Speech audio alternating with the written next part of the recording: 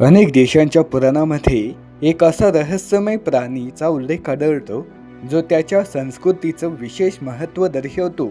जसं चीनचा ड्रॅगन आणि स्पेनचा युनिकॉर्न, तसंच आपल्या पुराणातही एक अद्भुत प्राण्याचा उल्लेख आहे जो प्रत्यक्षात अस्तित्वात नसला तरी त्याचं वर्णन अत्यंत दिव्य आहे.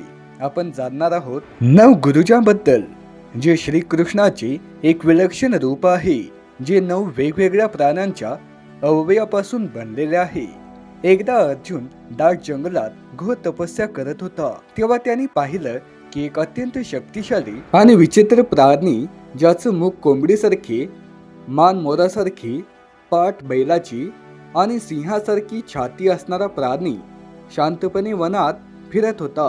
अर्जुनाला प्रथम तो राक्षस वाटला आणि त्याने धनुष्यावर बाण चढवला. पण त्या क्षणी अर्जुनाने पाहिलं की त्या प्राण्याच्या एका हातात कमलाचं फूल आणि डोळ्यांमध्ये जणू श्रीकृष्णाचं तेज चमकत आहे.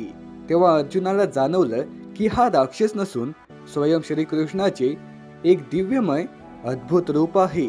श्रीकृष्णाच्या या रूपात आपल्याला एक अत्यंत सुंदर आणि घोर संदेश मिळतो की या संपूर्ण जगातील प्रत्येक जीवामध्ये ईश्वराचा अंश आहे.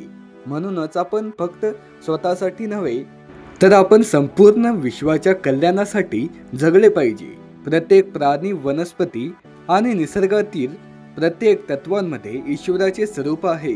जर आपण निसर्गाचं रक्षण केलं, जीवजंतूची काळजी घेतली, तर ते देवाचीच सेवा केल्यासारखं आहे. म्हणून शक्य असेल तेवढे पर्यावरण वाचवण्याचा प्रयत्न करा, निसर्गाला जपा आणि ईश्वराप्रमाणेच निसर्गाची सेवा करा.